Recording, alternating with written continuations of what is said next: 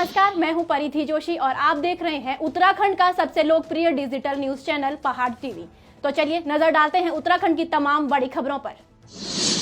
देहरादून राजधानी में छूट और आम लोगों के लिए वरिष्ठ नागरिकों की देखभाल करने वाले सेवकों को छूट। घरों में रहकर करते हैं सेवा देखभाल, कल से मिलेगी छूट। संबंधित एसओ देंगे पास। खाद्य प्रसंस्करण, ब्रेड फैक्ट्री, दाल मिल, चक्की को भी छूट। नगर इलाकों में संबंधित उप जिलाधिकारी देंगे पास। किताबों की दुकानें भी सुबह 7 से 1 बजे तक खुलेंगी। इलेक्ट्रॉनिक की दुकानें भी सुबह 7 से 1 बजे तक खुलेंगी। सिटी मजिस्ट्रेट और संबंधित एसडीएम स्तर से पास मिलेंगे। मेडिकल इमरजेंसी में अब चिकित्सा का पर्चा भी मान्य होगा। ये छूट सिर्फ ऐसे इलाकों में जो हॉटस्पॉट से चिन्हित नहीं है। डीएम आशीष श्रीवास्तव ने दिए आदेश। देहरादून 2 कोरोना संदिग्धों की दोनों अस्पताल में मौत का मामला।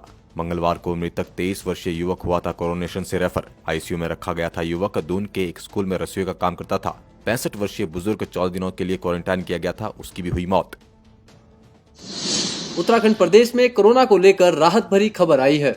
पिछले 2 दिनों में एक भी नए पॉजिटिव मामले की कोई पुष्टि नहीं हुई है। वहीं कल सभी कोरोना सैंपल की रिपोर्ट नेगेटिव आई है। कल 214 सैंपल्स की रिपोर्ट नेगेटिव आई थी। प्रदेश में 46 कोरोना संक्रमित, जिनमें से 23 मरीज स्वस्थ होकर डिस्चार्ज हो चुके हैं। 227 सैंपल की रिपोर्ट अभी आना बाकी है। अब प्रदेश में कोरोना के 23 एक्टिव केस बचे हुए हैं। जनपद टिहरी गढ़वाल के चाकणीधार ब्लॉक के अंतर्गत पिपोला गांव में एक विवाहिता महिला की संदिग्ध परिस्थितियों में मौत हो गई। बताया जा रहा है कि महिला का शव कल 20 अप्रैल को रात 9 बजे कमरे में पंखे पर लटका मिला। सूचना मिलते ही राजस्व पुलिस ने घटना की जांच शुरू कर दी।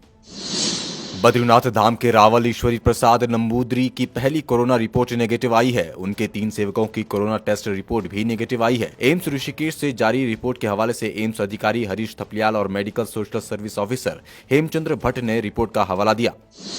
विकासखंड बेरीनाग की कांडे गांव निवासी 80 वर्षीय वृद्धा कमला पंत ने पीएम और सीएम राहत कोष में 50,000 की धनराशि दी।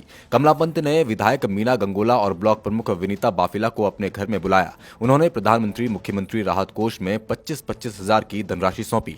धनराशि सौंपने के दौरान कमला पंत भावुक हो गई। उन्होंने कहा कि सबसे पहले देश है। आपको बता दें कि उन्होंने ये धनराशि अपनी पेंशन से बचाई थी। आपके कोष में ये थोड़े पैसे भेज रही हूँ, स्वीकार करना। उम्र में जो आज अम्मा ने करके दिखाया, 80 साल की उम्र में उन्होंने देश पे जो संकट आया है उसके लिए पीएम फंड में और प्रदेश के लिए सीएम फंड में जो आज आर्थिक रूप से सहयोग किया है, एक सराहनीय कदम है। इस आपत्ति काल में जो उन्होंने देश के लिए सोचा, बहुत बड़ी सोच रखी है। मसूरी में खाद्य पूर्ति विभाग के अधिकारी द्वारा मसूरी के राशन की दुकानों पर छापेमारी की, जिससे राशन विक्रेताओं में हड़कंप मच गया। विभाग के इंस्पेक्टर विवेक शाह द्वारा दुकानों के स्टॉक और वितरण की जांच की गई। डीडीहाट में कोरोना वॉरियर्स की लॉकडाउन के दौरान सजगता से कार्य करने से प्रभावित होकर यहां लोग पुलिस के फ्लैग मार्च के दौरान छतों पर निकलकर पुष्प वर्षा करने लगे और सम्मान में नारे लगाने लगे। स्वास्थ्य कर्मी, सफाई कर्मी और बैंकर्स को भी लोगों ने सम्मानित किया। तो मैं इन सभी कोरोना योद्धाओं को नमन करते हुए इनका हमने यहाँ पे स्वागत रखा है आज, क्योंकि उन्होंने रात दिन एक की कोरोना जैसी जो महामारी चल रही है, इससे लड़ने में इन्होंने हमारी काफी मदद की, चाहे वो पर्यावरण मित्र हो या पुलिस भाई हमारे, चाहे हॉस्पिटल विभाग से हो या मीडिया कर्मी हो, सभी लोगों ने बहुत सहयोग करा और अभी तक कर रहे हैं। देहरादून वन प्रभाग के थानों रेंज में फायर सीजन को देखते हुए बढ़ाई गई सतर्कता और गश्त। जंगल के पशु पक्षियों का भी वन विभाग के अधिकारी रख रहे हैं ध्यान। रेंज अधिकारी उदय गौड़ और उनकी टीम ने जंगल में कई स्थानों पर जंगली जानवर और पशु पक्षियों के लिए बनाए छोटे छोटे तालाब। 15 फरवरी से फायर सीजन शुरू हो गया है और हमारे द्वारा थानों रेंज में पहले ही फायर लाइन को काट चुके हैं और फायर लाइन की सफाई कर चुके हैं। लेकिन फिर भी क्या हो रहा है कि आजकल गर्मी बढ़ रही है, तो जो साल के जंगल हैं उनमें साल के पत्ते नीचे गिर रहे हैं और जो हमारा ऊपर पहाड़ी एरिया है, लड़वाकोट जो हमारा ब्लॉक है, उसमें जो चीड़ के जो पिरुल हैं वो गिर रहा है, चीड़ की निडल गिर रही हैं, उनको भी हम सफाई कर रहे हैं। उनकी भी हम लोग नियमित जो है उनका फुकान किया जा रहा है। बागेश्वर में एक भी कोरोना पॉजिटिव केस नहीं होने के कारण ग्रीन जोन में रखा हुआ है। बागेश्वर नगर मुख्यालय के मंडल सेरा में शहीद सैनिकों की वीरांगनाओं महिलाओं द्वारा हस्त निर्मित 5,000 मास्कों का वितरण नगर पालिका अध्यक्ष सुरेश खेतवाल की मौजूदगी में किया गया। टेक्निकल ट्रेनिंग फाउंडेशन के सौजन्य से यहाँ पर बागेश्वर में 5,000 मास्क वितरण किए जा रहे हैं।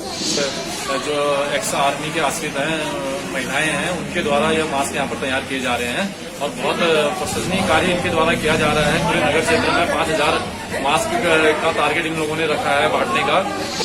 हल्द्वानी के सुशीला तिवारी अस्पताल से एक अच्छी खबर है कि यहां कोरोना वायरस के पॉजिटिव 6 मरीजों को डिस्चार्ज कर दिया गया है। कुल 13 मरीजों में से अब 7 कोरोना पॉजिटिव मरीजों का सुशीला तिवारी अस्पताल में उपचार चल रहा है।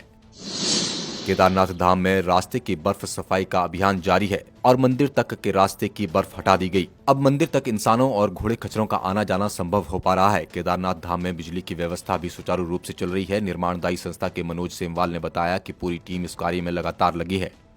तो हमारी टीम ने केदारनाथ पूरे मंदिर तक के लिए रास्ता खोल दिया था और आज हमने यहाँ से ट्रायल बेस पर अपने खच्चर भी भेजे हैं, जिनमें हमने सामान भेजा अपने लड़कों के लिए, जिनमें हमारा तेल और राशन वगैरह गया है।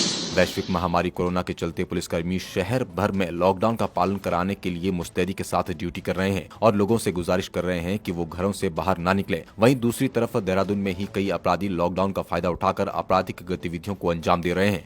ऐसे ही 2 शातिर अपराधियों को पुलिस ने चोरी के माल के साथ गिरफ्तार किया। उत्तराखंड में फंसे प्रवासी मजदूरों के लिए भी शासन ने स्टैंडर्ड ऑपरेटिंग प्रोसीजर जारी किया है, जिसके बाद अब लोक निर्माण विभाग के निर्माण कार्यों में उनकी योग्यता के हिसाब से काम लिया जा सकेगा। शासन ने विभाग को निर्देश दिए हैं कि राज्य के रिलीफ कैंप में फंसे लेबरों को लाने के लिए मैपिंग की जाए। कोरोना संक्रमण काल के बीच में खुल रहे बद्रीनाथ, केदारनाथ, यमुनोत्री और गंगोत्री धाम को लेकर प्रशासन मुस्तैद नजर आ रहा है। इसी क्रम में बद्रीनाथ पहुंचकर नगर पंचायत की टीम ने अपने कर्मचारियों की मदद से बद्रीनाथ मंदिर परिसर को सैनिटाइज किया, जिसके बाद अब पूरे बद्रीनाथ क्षेत्र में मौजूद हर एक वो चीज सैनिटाइज की जाएगी जहां पर लोगों का आना जाना जारी रहता है। कर्णप्रयाग नगर में मोटर पार्ट्स की दुकान चलाने वाले युवक नूरुल इस्लाम ने सैनिटाइजर स्प्रे मशीन का निर्माण कर एक मिसाल पेश की, जिस कारण आज हर कोई इस युवक की तारीफ कर रहा है।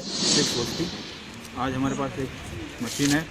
कोशिश यही है कि जनता की भलाई का काम हो जाए और हमने काफ़ी भागदौड़ करी इस काम के लिए। हमारी टीम लगातार लगी रही, इधर उधर की बातें भी हुई। शुरुआत में हमारे पास आए थे इसके बारे में, तो उसमें आए थे, लेकिन अभी तक जो ICMR की गाइडलाइन है उसके अकॉर्डिंग इस टाइप का टनल बनाना अभी जो है इसका कोई तार्किक नहीं है। जिसकी जांच के लिए हमने स्वास्थ्य विभाग को लिखा था, पर उनके द्वारा उसमें कहा गया था कि उसकी टेस्टिंग वगैरह कराई जानी आवश्यक है। जो भी आवेदन करता है पहले उसके डेमो वगैरह कराएंगे, उसके बाद उसको परमिशन दिया सकेगी। भारतीय राष्ट्रीय युवा कांग्रेस की टीम की ओर से पूरे देश भर में जरूरतमंद लोगों की मदद के लिए मास्क बनाने का काम किया जा रहा है। युवा कांग्रेस से जुड़े सभी लोग अपने स्तर पर मदद के लिए आगे आ रहे हैं और लॉकडाउन के साथ सोशल डिस्टेंसिंग का पालन करते हुए इन मास्कों का वितरण किया जा रहा है। जिलाधिकारी बागेश्वर के आदेश के क्रम में जनपद बागेश्वर की बाजारों, गांवों और कस्बों में खुली परचून की दुकानों में मादक पदार्थों की बिक्री पर पूर्ण रोक लगा दी। जिला प्रशासन द्वारा गठित एक टीम ने जिले के मुख्यालय की दुकानों में जा जाकर दुकानदारों को अवगत कराया है कि आप किसी प्रकार का मादक पदार्थ, तंबाकू, गुटखा, बीड़ी आदि न बेचें। बेचते हुए पकड़े जाने पर कार्रवाई अमल में लाई जाएगी। जो आदेश आए हैं श्रीमान डीएम साहब की तरफ से आए हैं, ये धूम्रपान और ये मादक पदार्थ में जो भी आते हैं ये अभी वर्जित है पूरी तरह से। शासन के निर्देश के अनुसार जो खाद्य नागरिक आपूर्ति विभाग इस पर कार्रवाई कर रहा है। सारे दुकानदारों को ये समझाया जा रहा है कि कोई भी चीज गुटखा, खैनी, तंबाकू, सिगरेट, बीड़ी ना बेचें। मसूरी में विधिक माप विज्ञान प्राधिकरण के द्वारा बुधवार को शहर के विभिन्न क्षेत्रों में दुकानों पर छापेमारी की गई, जिसमें सीनियर इंस्पेक्टर AK सिंह द्वारा 2 मेडिकल स्टोर और 3 सब्जी की दुकानों का विधिक माप विज्ञान अधिनियम 2009 के तहत चालान किया गया। AK सिंह ने बताया कि निरीक्षण के दौरान 2 मेडिकल स्टोर में कई गुना ज्यादा दामों पर सैनिटाइजर बेचे जा रहे थे। वहीं 3 सब्जी की दुकानों पर तराजू पर विभाग द्वारा लगाई जाने वाली मुहर नहीं थी। लालकुआं में कल वरिष्ठ पुलिस अधीक्षक ने कोतवाल सुधीर कुमार के साथ शहर की सुरक्षा व्यवस्था का जायजा लिया। शहर के मुआयने को आए वरिष्ठ पुलिस अधीक्षक SK मीणा ने कहा कि लॉकडाउन के उल्लंघन को किसी भी प्रकार से बर्दाश्त नहीं किया जाएगा और लॉकडाउन तोड़ने वालों के खिलाफ कठोर कार्रवाई की जाएगी। लॉकडाउन होने पर भी नशे के बढ़ते कारोबार के बारे में कप्तान ने कहा कि पुलिस की टीमें बना दी गई हैं और नशे के सौदागरों को बख्शा नहीं जाएगा।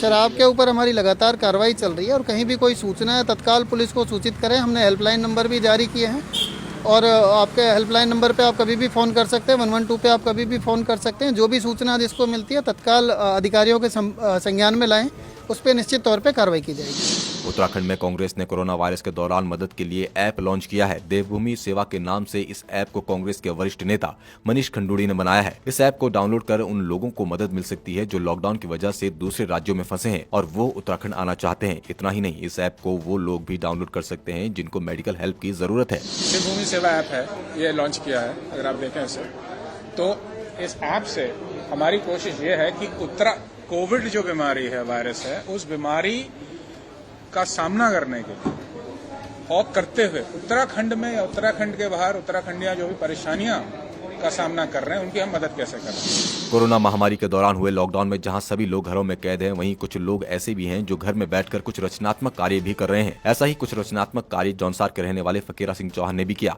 कोरोना के ऊपर इन्होंने जो कविता लिखी, आप भी सुनिए क्या कुछ कह रहे हैं ये कवि।